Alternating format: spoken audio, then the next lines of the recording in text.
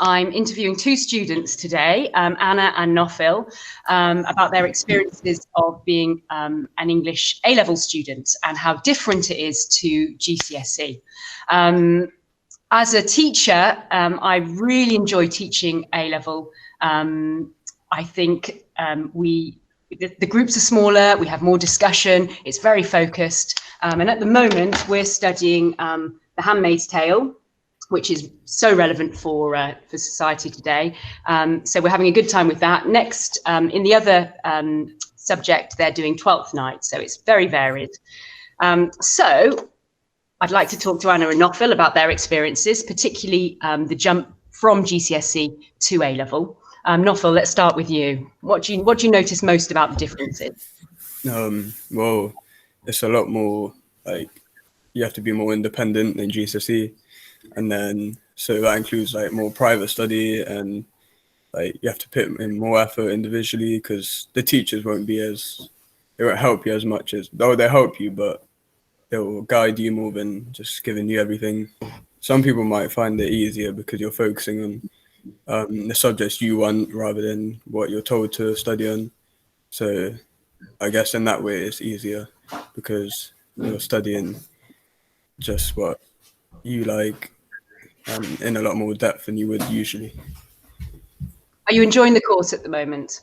Yeah, because in GCSE, I like because right now we've just been studying like Handmaid's Tale and Twelfth Night, and I like studying novels in GCSE. But I feel like in A-level you look a lot deeper into it, and also how it contributes to society now as well, which has like opened like my mind to a lot of things which I didn't know before. For in Handmaid's Tale, for example. Yep, good points, good points. Anna, over to you. What do you think about the jump between GCSE and A-level? Well, I think it's quite a big change. You have like a lot of private study as well, so you have to really manage your time, and you get a lot less help from teachers. You have to be more independent, which I think can be hard, but it's also good because it kind of helps you to be more creative, and you have to really think for yourself. And I think that mirrors how English is. Even with the essay writing, it's less about there's like standard quotes at GCSE that everyone learns. Whereas with A-level, you can have your own interpretation, and you have to be a lot more creative with your thinking about it. So it's a lot more interesting, I think. Good, good. In terms of teaching and teaching style, then, how's that different, Nofil? Well, it's a lot more like discussion based, and you interact a lot. So, because you're in small groups of classes, you usually talk a lot about the book, for example, and then with like a group activity rather than just studying it yourself. And I think with A-level, because you're focusing on your own essays and creating your own line of argument, it's good to get everybody's opinion to do that, and it's less input from the teacher, isn't it, and more input from everybody else in the class. Yeah. What do you think, Anna?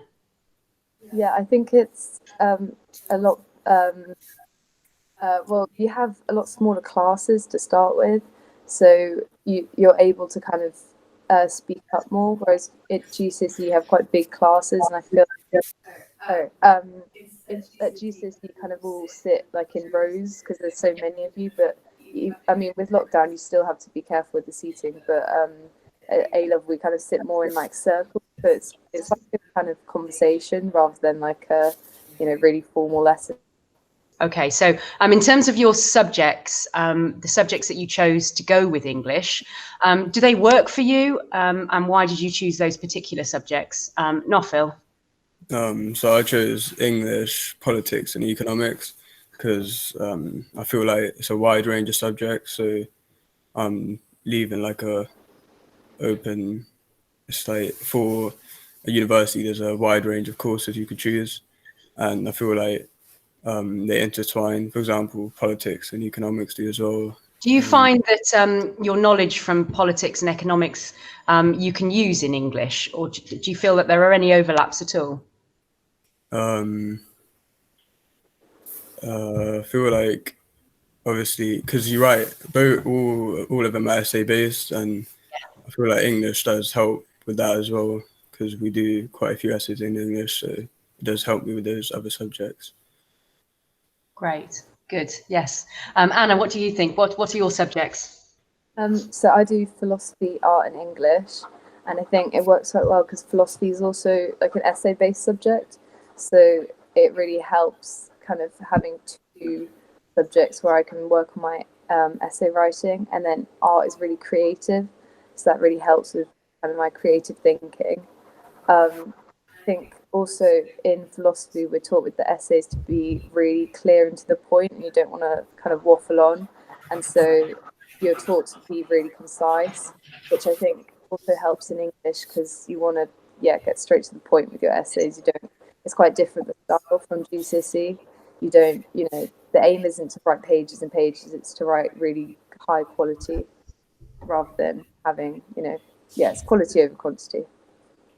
Yeah, that's one skill that we really try and teach. I think that's across the board as well in all the written essay subjects. Very interesting. Good. So we're only in our first term of English, but we've got quite a lot to do, and I think you'll really enjoy it. We're going to compare Handmaid's Tale to Frankenstein. We're going to start doing a poetry module on John Keats, and there's modern poetry module as well. So we look at different genres in real depth. And the other thing you have to do is a coursework module. So you have to choose two of your own texts, books that you like, hopefully, and compare them, which is why we have a weekly book club, which hopefully will give you some inspiration as to what books you choose. And towards the end of year 12, you start to have to choose the books to compare. So we try and encourage everyone to get thinking about that as well. But yeah, so far so good. We hope you enjoy our presentation. Thank you very much